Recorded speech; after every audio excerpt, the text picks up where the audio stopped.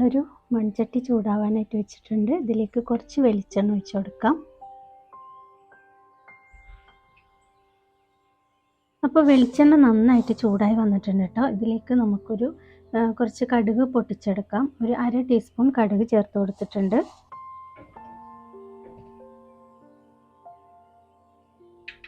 അപ്പോൾ ഇതേ കടുകൊക്കെ നന്നായിട്ട് തന്നെ പൊട്ടി വരുന്നുണ്ട്. കടുകൊന്ന് പൊട്ടി കഴിഞ്ഞതിന് ശേഷം നമ്മളിതിലേക്കൊരു 1/4 ടീസ്പൂണ് വെന്തയം ചേർത്ത് കൊടുക്കാം കേട്ടോ, ഉലുവ. ഓക്കെ, അപ്പോൾ ഇതുകൂടെ ചേർത്ത് കൊടുക്കുന്നുണ്ട്. അപ്പോൾ നമ്മൾ ചേർത്ത് കൊടുത്ത കടുകും ഉലുവയൊക്കെ നന്നായിട്ട് പൊട്ടി വന്നിട്ടുണ്ട്. ഇനി നമുക്കിതിലേക്ക് വട്ടത്തിൽ അരിഞ്ഞിട്ടുള്ള ചെറിയുള്ളി ചേർത്ത് കൊടുക്കാം.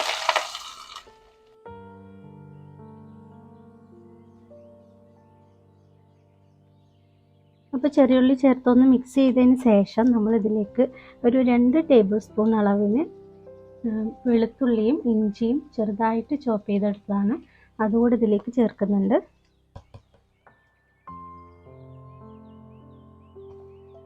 ഇനി നമുക്കിതൊക്കെ ഒന്ന് നന്നായിട്ടൊന്ന് വഴറ്റിയെടുക്കാം. നല്ല റെഡ് കളർ ആവുന്ന വരെ ഒന്നും വഴറ്റേണ്ട ആവശ്യമില്ല.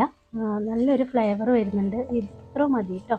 ഇനി ഈ സമയത്ത് നമ്മളിതിലേക്ക് ഒരു 4 പച്ചമുളക് ഇതുപോലെ കട്ട് ചെയ്തെടുത്തതാണ് ഇത് ചേർത്ത് കൊടുക്കാം. അതിൻ്റെ കൂടെ തന്നെ കുറച്ച് കറിവേപ്പില കൂടെ ചേർത്ത് കൊടുക്കാം.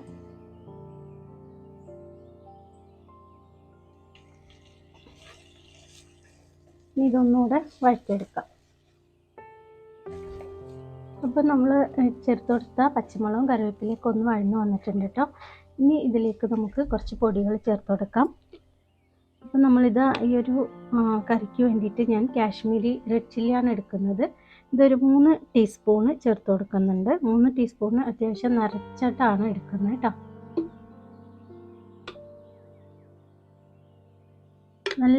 നല്ല ലോ ഫ്ലെയിമിൽ വെച്ചിട്ടാണ് നമ്മൾ പൊടികൾ ചേർത്ത് കൊടുക്കുന്നത്.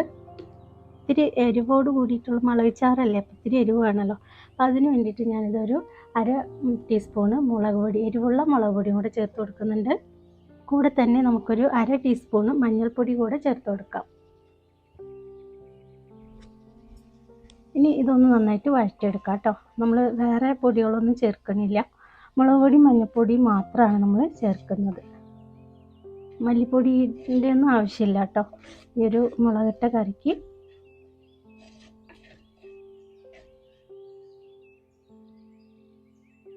അപ്പോൾ നമ്മൾ പൊടിയുടെയൊക്കെ പച്ചമണം മാറുന്ന വരെ ഒന്ന് വഴറ്റിയെടുത്തിട്ടുണ്ട്. ലോ ഫ്ലെയിമിൽ വെച്ചിട്ടാണ് നമ്മളിത് വഴറ്റിയെടുത്തിട്ടുള്ളത്.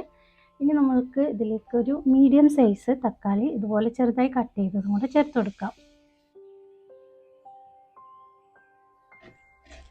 അപ്പോൾ നമ്മൾ തക്കാളി ചേർത്ത് കൊടുത്തിട്ടുണ്ട്. തക്കാളി ഒന്ന് നന്നായിട്ട് സോഫ്റ്റായി വരണം. ഏകദേശം അത് 2-3 മിനിറ്റ് വഴറ്റിയെടുത്തപ്പോഴത്തേക്കും നമ്മുടെ തക്കാളി അത്യാവശ്യം സോഫ്റ്റായി വന്നിട്ടുണ്ട് കേട്ടോ. അപ്പോൾ ഇനി നമ്മൾ ഇതിലേക്ക് ചേർക്കുന്നത് കുടംപുളിയാണ്. ഒരു 4 കഷ്ണം കുടംപുളി നമ്മൾ കുറച്ച് വെള്ളത്തിൽ കുതിർക്കാനായിട്ട് ഇട്ടതാണ്. അപ്പോൾ നല്ല പുളി അത്യാവശ്യം നന്നായിട്ട് തന്നെ ഇറങ്ങിയിട്ടുണ്ടാവും. അപ്പോൾ അത് നമ്മൾ ഇതിലേക്ക് ചേർത്ത് കൊടുക്കാം.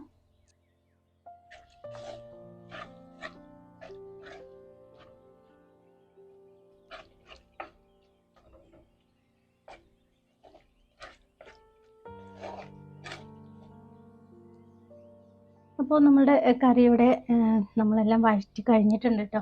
ഇനി നമുക്ക് കറിക്ക് ആവശ്യത്തിനുള്ള വെള്ളം ചേർത്ത് കൊടുക്കാം.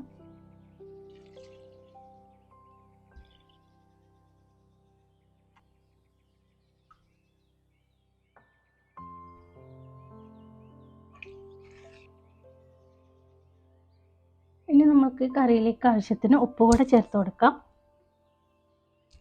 അപ്പോൾ നമ്മൾ കറിക്ക് വെള്ളമൊക്കെ ആവശ്യത്തിന് ചേർത്തിട്ടുണ്ട് കേട്ടോ. ഇനിയിപ്പോൾ ആവശ്യത്തിനുള്ള ഉപ്പ് കൂടെ നമുക്ക് ഈ ഒരു കറിയിലേക്ക് ചേർത്ത് കൊടുക്കാം.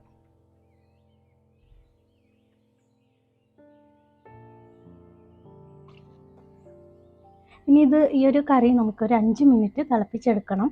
അതിന് ശേഷം നമുക്ക് മീൻ ചേർത്ത് കൊടുക്കാം. അപ്പോൾ ഇത് അടച്ചു വെച്ചിട്ട് മീഡിയം ഫ്ലെയിമിൽ നമുക്കൊരു 5 മിനിറ്റ് തിളപ്പിച്ചെടുക്കാം. അപ്പോൾ ഇത് നമ്മൾ കറി തിളപ്പിക്കാനായി വെച്ചിട്ട് ഒരു 5 മിനിറ്റൊക്കെ ആയിട്ടുണ്ട്. എണ്ണയൊക്കെ അത്യാവശ്യം നന്നായിട്ട് തെളിഞ്ഞ് വന്നിട്ടുണ്ട് കേട്ടോ. നമ്മൾ ചേർത്ത് കൊടുത്ത എണ്ണയൊക്കെ നന്നായിട്ട് തന്നെ തെളിഞ്ഞ് വന്നിട്ടുണ്ട്. അപ്പോൾ നമ്മളിന്ന് കറി വെക്കാനായിട്ട് എടുത്തിട്ടുള്ളത് ഐക്കോറ ഫിഷാണ് കേട്ടോ. അപ്പോൾ നമ്മൾ മീൻ ഇതിലേക്ക് ഓരോന്നായിട്ട് ചേർത്ത് കൊടുക്കാം.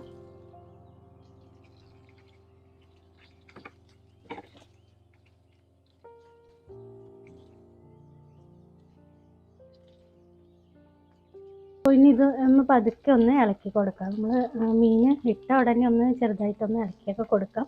കുറച്ച് കഴിയുമ്പോൾ അങ്ങോട്ട് കുത്തി ഇളക്കാൻ പാടില്ല കേട്ടോ, മീനൊക്കെ ഉടഞ്ഞു പോകും. ഇപ്പോൾ പിന്നെ ചേർത്തതല്ലേ ഉള്ളൂ, അപ്പോൾ നമുക്കിതൊന്ന് നന്നായിട്ട് തന്നെ ഒന്ന് ഇളക്കി കൊടുക്കാം. അപ്പോൾ മീനൊക്കെ ചേർത്തൊന്ന് നന്നായിട്ട് ഇളക്കി കൊടുത്തിട്ടുണ്ട്. അപ്പോൾ കുറച്ച് കഴിയുമ്പോൾ ഇതുപോലെ കുത്തി ഇളക്കാനൊന്നും പറ്റില്ല, മീനൊക്കെ നന്നായിട്ട് ഉടഞ്ഞു പോകും കേട്ടോ. അപ്പോൾ ഒന്ന് ഇളക്കി കൊടുത്തിട്ടുണ്ട്. ഇനി നമുക്കിത് അടച്ചു വെച്ചിട്ട് മീഡിയം ടു ലോ ഫ്ലെയിമിൽ വേണം നമുക്ക് ഈ ഒരു കറി എന്താ പറയുക കുക്ക് ചെയ്തെടുക്കാനായിട്ട്. അപ്പോൾ നല്ല ഫ്ലെയിം ഒന്ന് മീഡിയം ടു ലോ ഫ്ലെയിമിൽ ഇട്ടിട്ട് നമുക്ക് ഇതൊന്ന് നന്നായിട്ട് തന്നെ കുക്ക് ചെയ്ത് കുറച്ച് കറിയൊക്കെ ഒന്ന് വറ്റി വരണം, ഒന്ന് കുറുകി വരണം. അപ്പോഴാണ് നമ്മുടെ മുളക് ചാറ് സെറ്റായി വരിക കേട്ടോ. അപ്പോൾ ഞാനിത് അടച്ചു വെക്കുന്നുണ്ട്. ഇവിടെ കറി എന്തായെന്ന് നോക്കാം. കുറച്ച് സമയമായല്ലോ നമ്മൾ കറി വെച്ചിട്ട്. അപ്പോൾ ഇത് കറി നന്നായിട്ട് തിളച്ച് വന്നിട്ടുണ്ട്, നന്നായിട്ട് കുറച്ച് സമയം ആയിട്ടുണ്ട് കേട്ടോ. അപ്പോൾ ദേ നമ്മുടെ കറി ഇവിടെ റെഡി ആയിട്ടുണ്ട് കേട്ടോ. ഫ്ലെയിം ഓഫാക്കി കുറേ നേരമായി, കുറച്ച് എന്നിട്ട് തിളച്ചുകൊണ്ടിരിക്കുക കണ്ടില്ലേ. അപ്പോൾ നന്നായിട്ട് തന്നെ കുക്കായിട്ടുണ്ട് കേട്ടോ. എണ്ണയൊക്കെ തെളിഞ്ഞു വന്നു, നല്ല ഭംഗിയുണ്ട് ഇപ്പോൾ കാണാൻ, നല്ല കളറാണ് കേട്ടോ. വീഡിയോയിൽ അത്രയും കാണുന്നില്ല. നാളേക്കാണെങ്കിലും ഇതിനേലും നല്ല കളറും നല്ല ടേസ്റ്റും ആയിരിക്കും ഈ കറിക്ക്. അപ്പോൾ എൻ്റെ വീഡിയോ ഇന്നത്തെ ഈ ഒരു എന്താ പറയുക ഐക്കോറ മുളകിട്ട ഫിഷ് കറി ഐക്കോറ മുളകിട്ട കറി നിങ്ങൾക്ക് ഇഷ്ടമായിട്ടുണ്ടെങ്കിൽ ഒന്ന് ലൈക്ക് ചെയ്യാൻ മറക്കരുത് കേട്ടോ. അപ്പോൾ പറ്റുന്നവർ ഇഷ്ടപ്പെട്ടിട്ടുണ്ടെങ്കിൽ ലൈക്ക് ചെയ്യുക, അതുപോലെ തന്നെ പറ്റിയെങ്കിലും ഒന്ന് ഷെയർ ചെയ്ത് കൊടുക്കുക കേട്ടോ. അപ്പോൾ എന്താ പറയുക, പിന്നെ അതുപോലെ തന്നെ ആദ്യമായിട്ടാണ് നമ്മുടെ ചാനൽ കാണുന്നതെങ്കിൽ ഒന്ന് സബ്സ്ക്രൈബ് ചെയ്ത് സപ്പോർട്ട് ചെയ്യാനും മറക്കരുത്. അപ്പോൾ എല്ലാവരും നല്ല ഹാപ്പി ആയിട്ടും ഹെൽത്തി ആയിട്ടിരിക്കുക. ഇൻഷാ അല്ലാഹ് നമുക്ക് മറ്റൊരു വീഡിയോ ആയിട്ട് വീണ്ടും വരാം. Thank you.